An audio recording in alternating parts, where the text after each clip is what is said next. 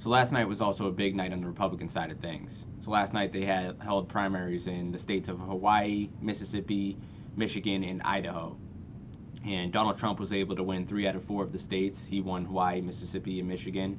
And Ted Cruz was able to come through with a big win in Idaho. So once again, this proves that after what many people thought was a weak debate performance by Donald Trump in the last debate, that once again the guy seems untouchable. He came back to win 3 out of 4 states, and his momentum and his role just continues on. It seems like nothing can stop the guy.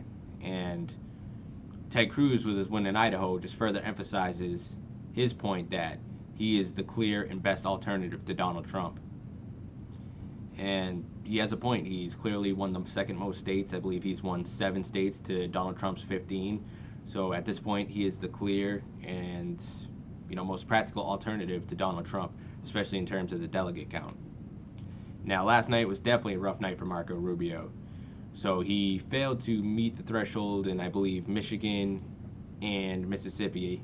No, I think it was Michigan and Idaho. He failed to meet the threshold to qualify to receive any delegates in both states, because I believe in one state you had to have 15% of the vote, and the other state you had to have 20% of the vote to qualify to receive any of the delegates.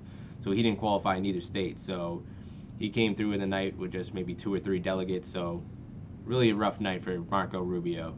And it's going to get tougher and tougher for him to make the argument that he's the practical alternative to Donald Trump when he's barely winning anything. When meanwhile you have Ted Cruz, he's put together an impressive string of victories. He has 7 victories compared to Donald Trump's 15, and while Marco Rubio only has 2 from Minnesota and Puerto Rico. So that's a pretty significant blow to the Marco Rubio campaign. And next week we have 2 big primaries coming up in the states of Ohio and the states of Florida.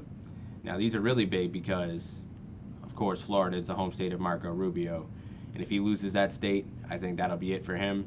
He'll be out of the race. It'll be only practical for him to drop out after that. I mean, it's going to be a very embarrassing loss, and as it stands right now, he's trailing Donald Trump in the polls majorly. And if he loses his home state to Donald Trump, that'll probably be it for him in his campaign. Then in the state of Ohio, that is also the home state of John Kasich, who somehow, some way, for some reason, is still in the race.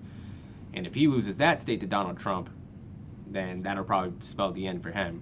And even if he does win, mathematically, I don't see how he has a path to the nomination. But nevertheless, if he does lose the state, then without question, he's out of the race. So next week is going to be a big week for the Republicans. And also in the polls in Ohio, it's much closer. I believe Donald Trump is at 40% and Kasich is at 32%. So Governor Kasich is well within striking range of winning the state.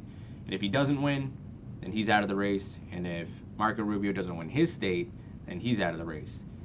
And to make this even more interesting is that Florida and Ohio are both winner-take-all states. So whoever gets the most votes in both of those states get all the delegates.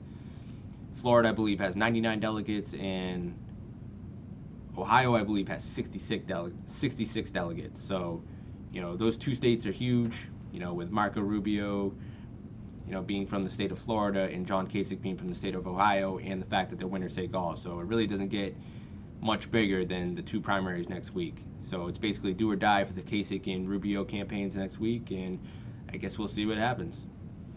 All right, thank you.